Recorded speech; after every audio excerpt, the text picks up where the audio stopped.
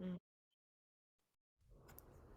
Well, okay. hello, Ruckus Makers. Today I'm joined by, some might even call her my Yoda, potentially. We'll see. But Sasha Lipskaia helps her powerful clients get clarity on who they really are, become magnetic to what they desire, and embody their purpose by getting out of their minds and into the truth of their hearts so they can feel aligned and worthy in their relationships and their mission in the world. Over the past 20 years, Sasha's work has integrated a variety of healing modalities, mystical traditions, de-colonial practices, theatrical and movement-based therapeutic art, yogic philosophy, mindset coaching, and sacred sexuality, with a focus on guiding her clients to rewire their nervous systems while helping them reconnect to the wisdom of their body and intuition. Connect with Sasha. We'll link up in the show notes, her website, YouTube channel. I'm always watching her live videos, and the Being Brave with Sasha Lipskaia podcast. Sasha or Yoda, welcome to the show. Thank you for having me. Oh my God, I love that you brought that in. Please call me Yoda. Oh, I'm gonna bring in a bunch from our Facebook message, so it'll be great. Um, Now I lost my notes, so we're gonna get to that. We're gonna tell that story. But if I remember correctly, I want to say the intro story we wanted to share with the ruckus makers. I think it had to do with you deciding to basically kind of like uproot yourself and leave it all, and then Mhm. maybe leave it all again and that kind of thing. So can you bring us to that story, Sasha? Sure. I love that you lost your notes because I feel like that's weaving into how I see this uprooting process Yeah. that I've experienced many times and I instigate, right? So it's kind of like losing your notes on purpose. That's what I'm getting right now. It's like Mm, I've had all this plan here. I had this vision. I had this, this incredible opportunity over here. It was all great. And it's literally uprooting your tree yeah. because the roots are not receiving the nutrients that you know they need. And it's not because that wasn't great, right? The soil wasn't right at the time that it was there, but it's the desire to create a ruckus and basically sacrifice, like really sacrifice my idea of who I'm supposed to be for who I can become.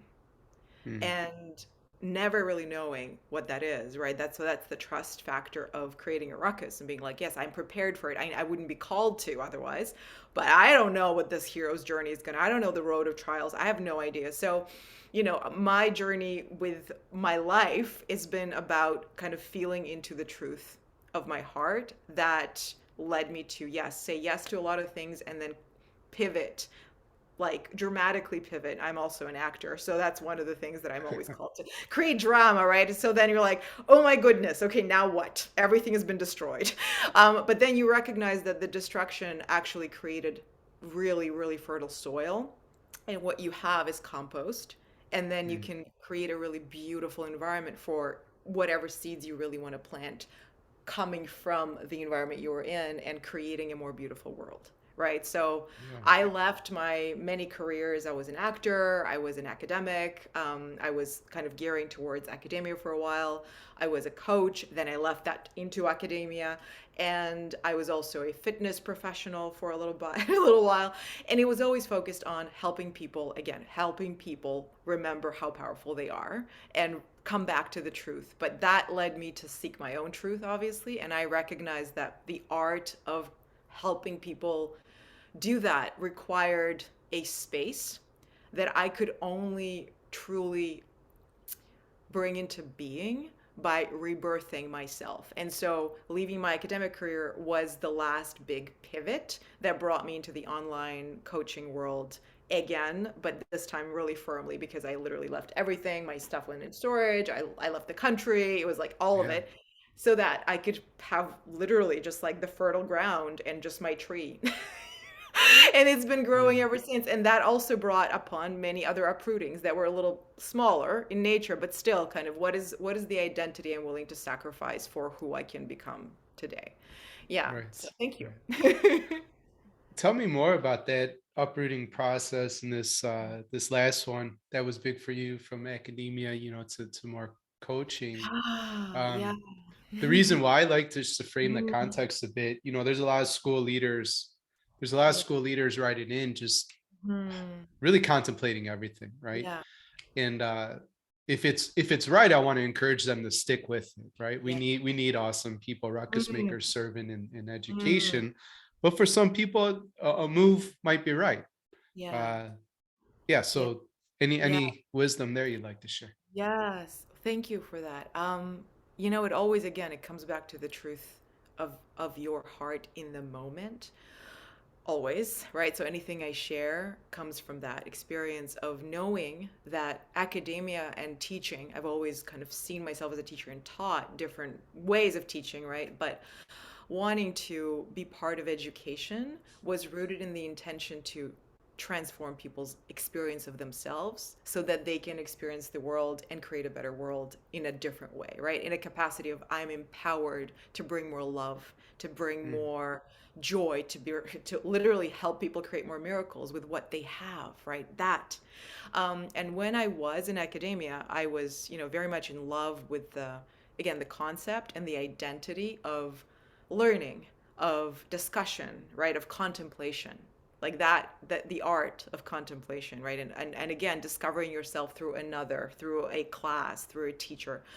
What I discovered for me, though, is that I really thrive in this um, very, I want to say, rebellious, creative expression. So I don't like to follow rules or frameworks. And I yeah. did and I recognize the need for them, right, in academia in certain environments. But what I recognize is because my department specifically was very rooted in, again, intersectional feminism, discourse analysis, it was very heavy in like critical race theory, like a lot of things were brought in that still came to me. Now I'm a woman, right? I'm in a feminine body. I'm white passing, although I'm not, like, my grandfather was Native American, like I'm part Jewish, I'm Russian, like I'm all over the place. But I saw my kind of privileged position and I didn't know how to participate in the discussion and really see how we could effectively implement change and social justice and, again, like, decolonialize not just structures, but ourselves Hmm. from the position of that ivory tower that was very, very, I would say, kind of immersed in discussion. And this is what I think, right? And kind of getting caught in your own story and what you think and not really being in the world. And then I saw the other side of it, which was the activist side, which a lot of students were part of. But that was on the other side of the spectrum, right? It's like, let's just break everything down.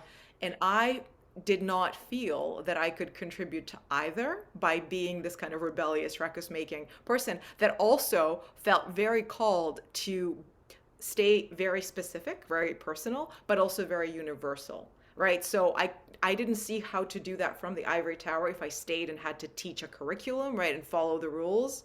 And I also saw a lot of what I felt was just kind of misaligned action on the part of the governing body of the university, even though it was supposed to be very progressive. I saw Hmm. mistreatment of my supervisor, who was a woman of color, in this department that was supposed to be very progressive. I felt that kind of separation again from kind of again the classical media theory communications model to what is needed now, considering what's happening in the world. And I did not know how to bridge the gap, again, from being in the world, being actively involved in education, having the experience of learning, and actually doing it from a classroom did not feel exciting, inspiring, or productive. So I was there and it was great, and then the whole time it was just kind of like, like that. And at the same time, I do have to say that I have had thoughts, right, of going back and maybe even getting my PhD down the line if the environment invites this ruckus making crazy person in, right? So Right, I right. just being really aligned to what I can bring and being very clear about where and what department would actually feel enriched by it and could enrich me so that we can enrich the world, right? So I don't know if this helps anyone, but I feel like, again, for me, it was a decision of, do I feel like I can be who I really am here? Hmm. And will I be inspired to keep growing into who I really am? Again, sacrificing an identity, or will I want to hang on to the identity and the comfort and the structure? And I felt that yes, if I stayed, it would be a battle that wouldn't last very long because I couldn't really stay clinging onto the structure because just no. But I immediately kind of withdrew. Although I'm gonna do a PhD, and then a year in, I was like, no way. No. And also, and may I just add that there is another part to it that is a little bit more real. I was working and like actually, connected to a lot of PhD students and again, academics, and they were all miserable. And I was just like, you know what? I don't, if it's for the letters after my name, and this is the only like way that this is the, no, there has to be another way. So I will leave it up to you guys. I'm sure there are incredible departments out there, and mine was good, but that's how it was: misery and constriction. It's just like, but I have a lot of respect and honor. Like, I honor those that do stay, because if I wasn't for my supervisor, who had to do the work, Mm. I wouldn't have. I wouldn't be here, right? Yeah. So yeah, yeah. So, you talk in there, and I really appreciate you sharing your story. And there was an identification that you couldn't be your full self, it sounded like, in the setting. So Yeah. maybe that's a part of the litmus test. Is there Mm, anything else you'd say though to ruckus maker, just contemplating what's next? mm, Because, for example, I saw a principal post. Basically, it was, "Hey, I'm thinking about joining industry, and I've never thought that in his service, like 20 years or something, right?" yeah. And in there's so much going on, right? Politically, or with pandemic still, obviously all of that, and schools Mm, are getting beaten up, and so are educators. So I think that obviously has a big impact into his thinking. But is there mhm. is there anything else you would say to somebody like that? Yes. So again, this comes back this comes back to the simplest thing, and being the tree, right? Being the tree. You can't feed and protect and contribute to the world if you are not fed and contributing to yourself. So part of my I want to be myself, it's not this selfish, like, just let me be myself, right? Which, yes, was the case when I was 20, but it still comes from a very healthy desire to fully express what I can in the Hmm. greatest, again, the holy grail question: how can I serve the whole, right? I have this holy grail, I found it. Well, now I have to return to the real world, and I have to bring it back, and I have to then allow myself to come back, really integrate it while totally different, right? So I will say this: your journey, your hero's journey, brought you where you are. The next step should, now the word should, I don't like it, but in this case it's important. It should come from the space within you that knows that this choice will empower you to gift more of your love to the world. I know it sounds esoteric, but that's the truth. Because if you don't feel it flowing through you, that desire to create change, that desire to teach, right, to connect, to inspire, even though you might have the perfect opportunity to do that in academia or in a school, right, if you're not feeling that spark, you absolutely will not express the fullness of your potential, and you will feel it, and it will start eating you alive like a cancer, right? So it's Yeah. almost always like a it's almost always like a question of, will this empower, literally empower, who I really want to be in the world? This choice, will this empower who I really want to be, or will this empower my idea of myself? This is really helpful language. My idea of myself might want a degree, might want a job title, might want a classroom, might think that she or he cannot, or they can't do the work without that, but that's my idea. And the ruckus maker says, what if that's not true? Hmm. What if I can teach even more deeply, even more widely? Look at you, right? Even more widely. I don't know how yet, but the path will appear when I actually choose to be empowered in fully honoring whatever my mission has been in my heart, right? And knowing that Help will come, support will come, structures will appear, but they will actually appear around the fullness of my potential. And I won't have to squeeze myself into something that doesn't serve. And I know that the scariest thing to do is usually the most true. And again, fear, not the fear of I'm going to die, but the fear of my ego is going to die. Right? Mm-hmm. So knowing the difference there, but it's always, how do you know the difference? The ego is the one telling you you're an idiot and you will fail and you don't know what you're doing, right? And your higher self, that I'm going to empower my truth, is going to tell you, what if it works? Imagine what you can create. Right. Imagine the way you can create. And once you feel that, if that is like, oh my God, yes, you just you go, and the bridge appears. Right. It was that Yeah. Marianne Williamson or something. It's my light, not my darkness, right? That most frightens us. Yes. It's So terrifying. Yes. Yes. Yeah. so you're talking, it sounds a lot about embodiment of purpose. I Mm, think that's what you yeah. do. Would you say that that's what your purpose is teaching Mm. others how to embody theirs, or is it something different? How do you know and how do you define it? Mm. I've always felt that my purpose was to embody whatever brings me the most joy. So, right Mm, now in this period of my life, coaching and teaching and creating brings me the most joy. And so when I embody those roles, they're still roles, right? I feel that I'm in my purpose.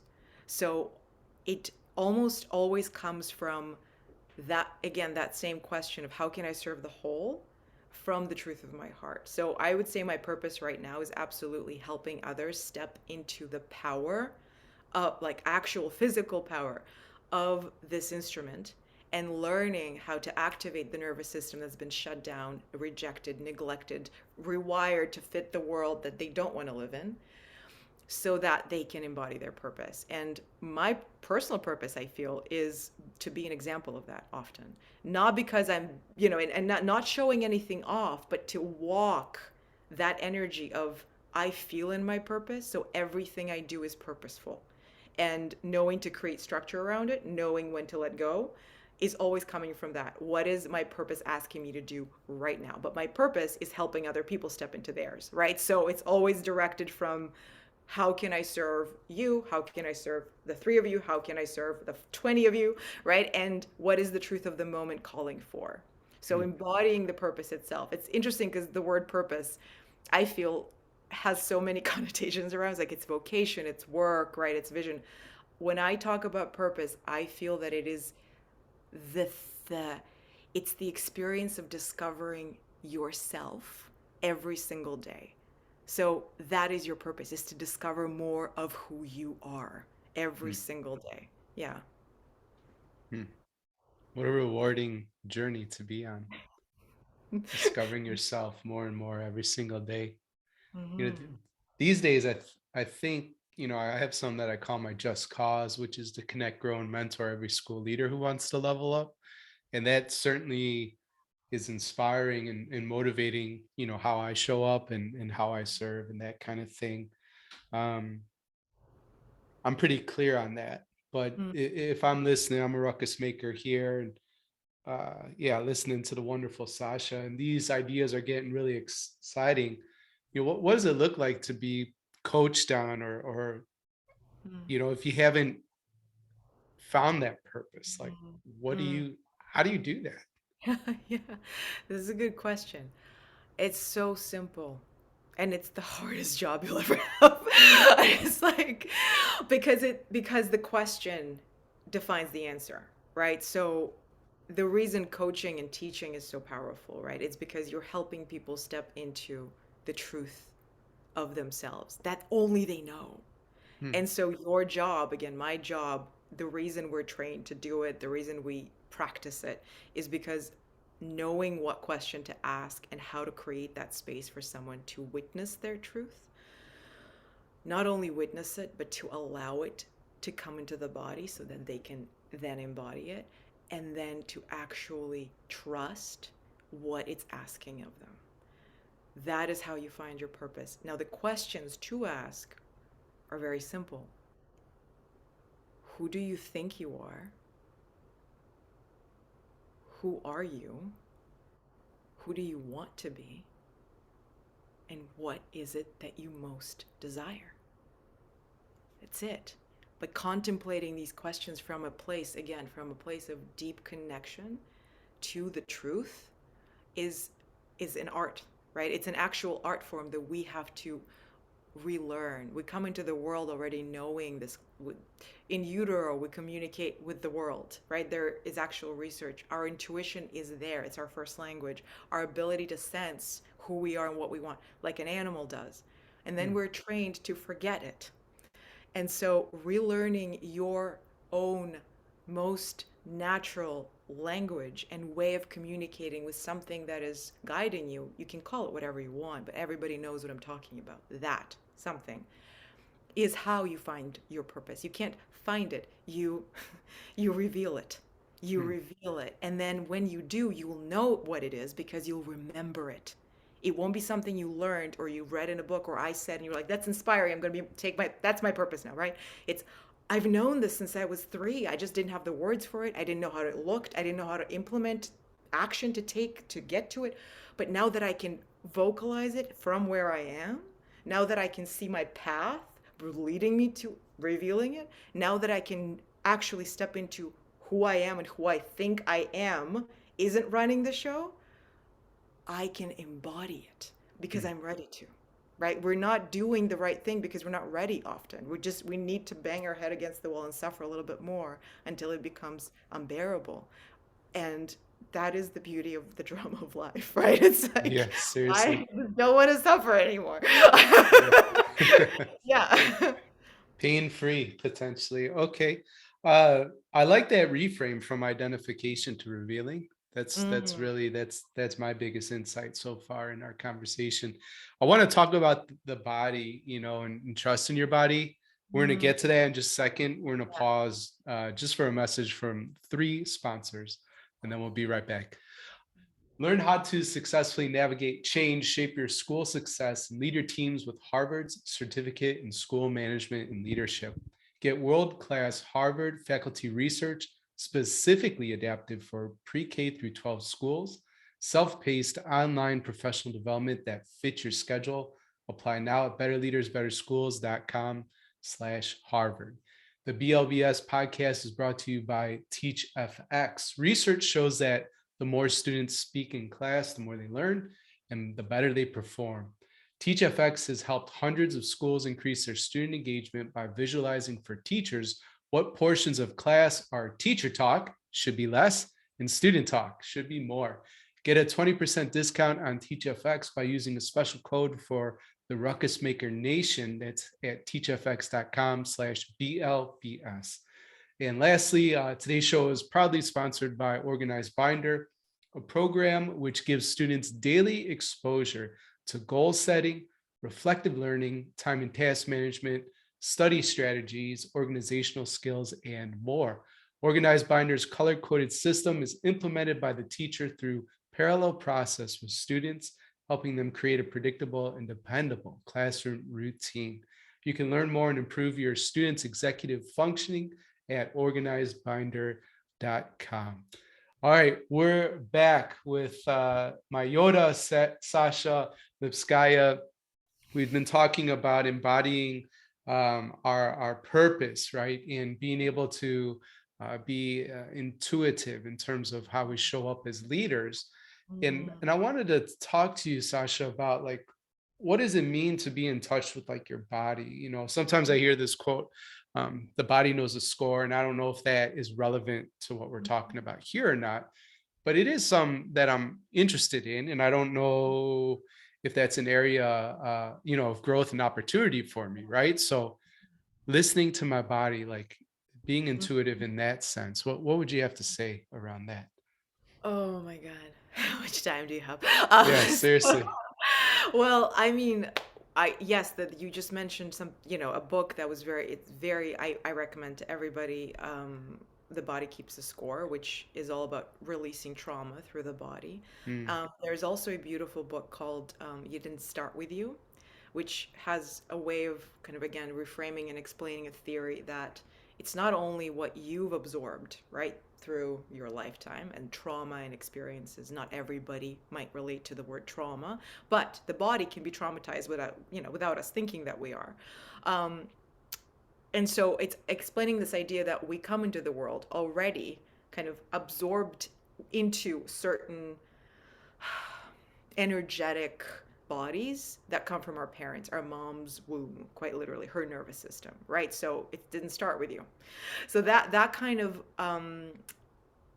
research and literature helps to, it doesn't mean that it's right or wrong, right? I believe, and again, this is coming back to the body. Why do I keep saying to myself and everybody I work with, it comes back to the truth of your heart, right? But Mm. if you're disconnected from your heart, if you don't know how to listen to your heart, you're not going to know what it is, right? So the truth of your heart means that you are not only able to step into physically, right? Actually know the practice to get into the body, but it is then allowing that to guide you and moving and breathing and talking and allowing your voice to match the frequency of what's true, which the difference. If you hear somebody like Simon Sinek, right, for example, do a TED talk, it's not so much of what he says that creates this feeling of inspiration, right, and just kind of tingling to take action. It is how he reveals that truth, right? It is Mm. that vibration in his voice, the way he moves his body, his concentration, the way he holds the container.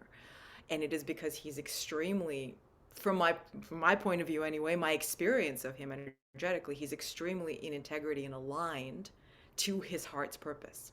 Mm. And he's very passionate about sharing how he got there.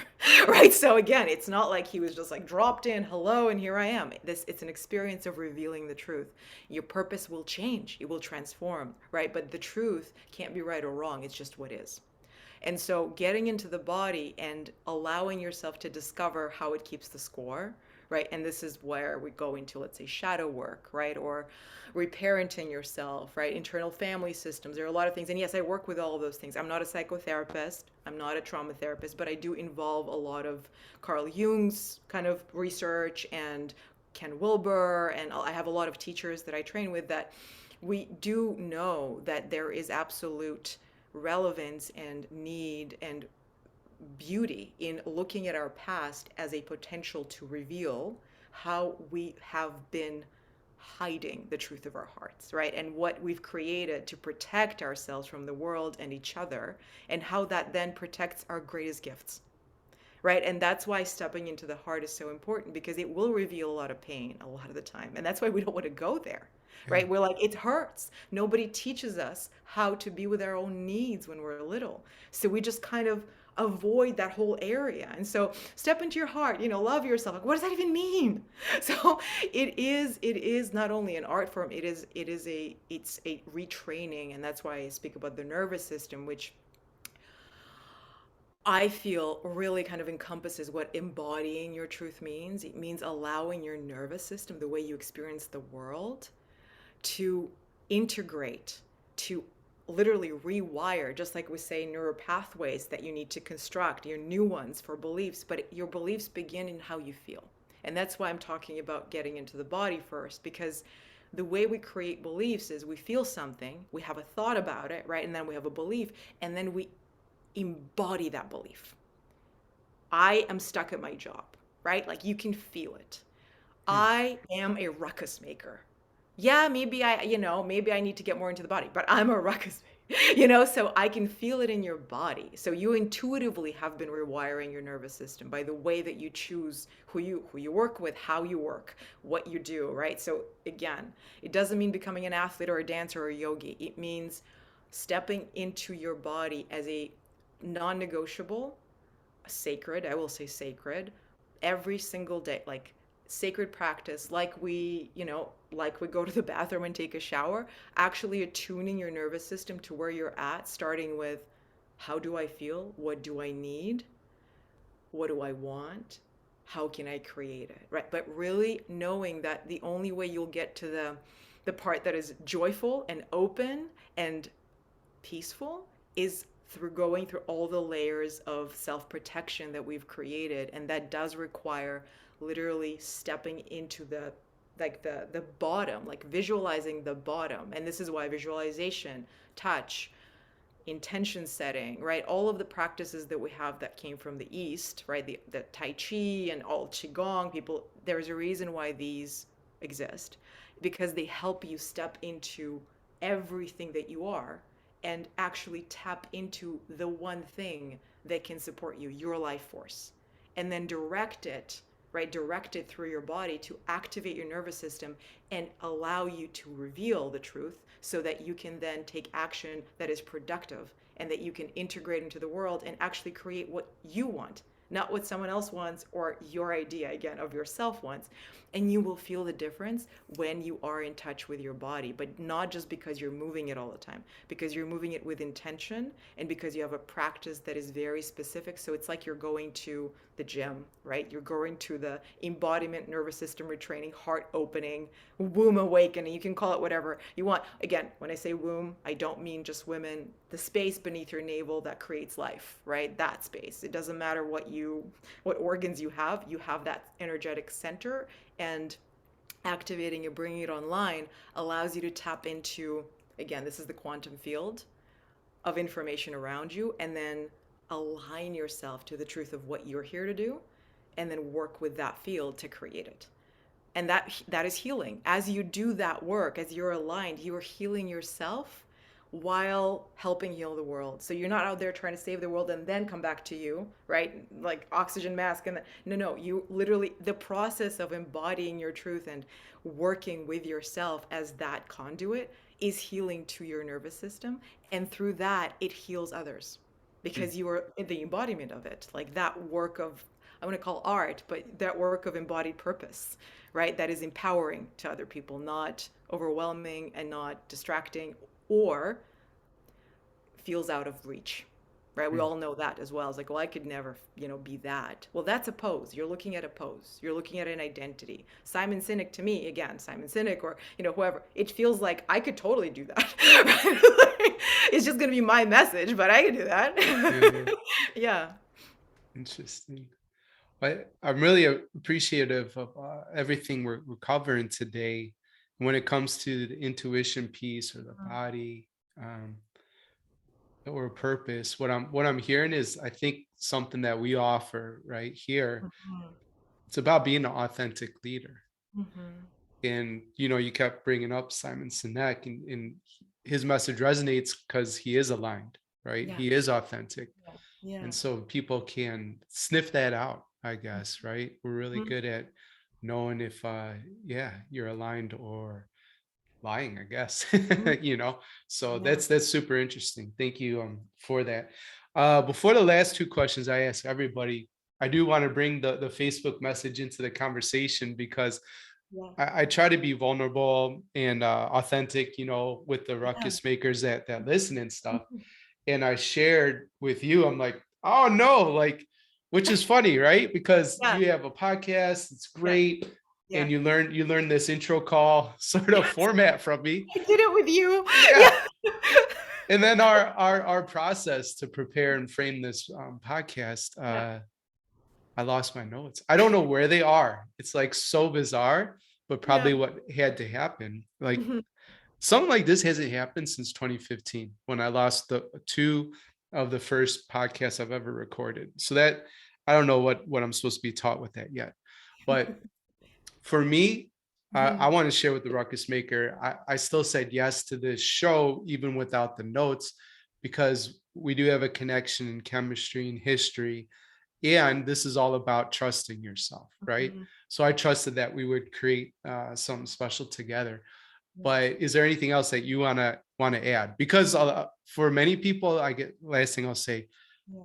I could have hidden, I could have quit. These are all Mhm. things I thought about, right? Mhm. But instead, I decided to show up, committed to, we were going to record a podcast. So anything else you'd like to add? Yeah. So, okay, what serves right now? What serves? Actually, that's what I want to weave in. The question is what serves? Hmm. What serves my mission, my vision? That again, the truth of my heart, you know that, right? I want to serve. And I love to every day kind of give myself a challenge, right? How can I serve deeper? And often it comes back to the question of how can I trust more that I am ready to serve as deeply as I want, regardless of what happens. And if Yeah. anything happens, it's happening so that I can learn to trust deeper and serve even more. So when something like this happened, when you shared it with me, I was like, that's an invitation to trust even deeper, which to me is the best spiritual curriculum one could have.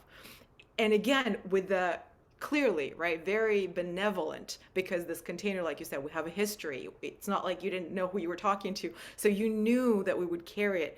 It was easier for you to trust than someone you barely know. Right. However, you still needed to kind of make a decision, and you could have rescheduled. Like, no, it would have been totally fine. Right. I feel to say that seeing everything that goes against what you planned, right? Or even shows you your own vulnerabilities, like, how could I lose my nose? Right? Seeing everything as an invitation to either feel empowered that you are ready for the challenge of how you're going to create a better ruckus, or feeling defeated, right? That you're not rising to your own expectations. Now, again, which one is coming from the truth of your heart? Hmm. That's very simple. If the hiding comes from the truth of your heart, I fully trust that you need it to hide, right? I'd be like, he just needs to hide. It's a like his heart saying, this is not the right thing to do right now. I'm going to really make an ass of myself. Why do that, right? There are points in our life when quitting is the path of the heart. It's like, I don't care what anyone says. It's not about judgment or pleasing people. The truth is, this is not going to serve, right? But if I get my pride in order and humbly say, how could I serve? Moving the podcast for another day, great. And I trust that, right? That's the most challenging thing for me to do, is to trust, well, which one will empower me? And what I would want to add to that is that giving yourself recognition for how hard it is retrains, right, your nervous system to allow for that empowering decision to occur and for you to take it, right? It's like saying, yeah, yeah, like, go me. I could have done this, but I did this, and this feels good. And look at what happened. That was great. And your mind goes, ooh, let's do that again, right? So next time it happens, it's going to be a lot easier for your nervous system to let you make the decision that will actually empower you and go into your heart, and not create a whole story about how, when you were 3, that didn't work. And when you were 15, somebody yelled at you and you never doing it again, right? So, which is, again, what we do, right? We're living the past and then we are projecting into the future. So, getting present, getting into the heart again, what will serve the moment, right? What will serve my vision the most? And what is the truth of my heart asking me to do to serve? Hmm. And it will be very clear. There will be literally no negotiation. You will know, because it will feel like warm tingles. I'm giving you right now, like, it literally feels like warm tingles, although they might feel a little scary because you might not be used to it, Hmm. but you'll know them. It's like, oh, that is the right thing to do. Right? Right. And then just breathing into it. And then I would say one more thing, just kind of closing your eyes and saying, what if it's the best thing I ever do? Hmm. What if it's the best thing I ever do? Let me surprise myself. Either way, I'm gonna be awesome. But let me surprise myself with how much I trust, and how like amazingly prepared I actually am for this thing I think I just screwed up. Right?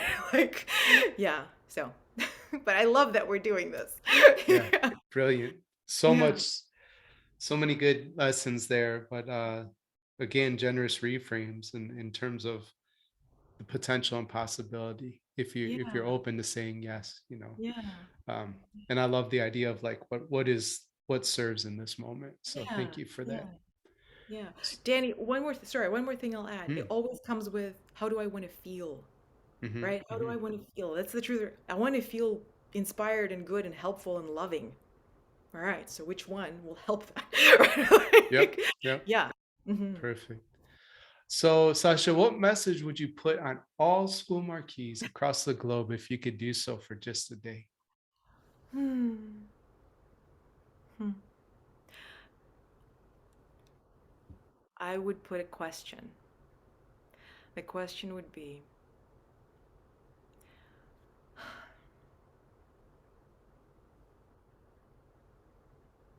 hmm, what is the most loving thing I could do right now? That's it. It's probably all it needs to be. That's Yeah. good.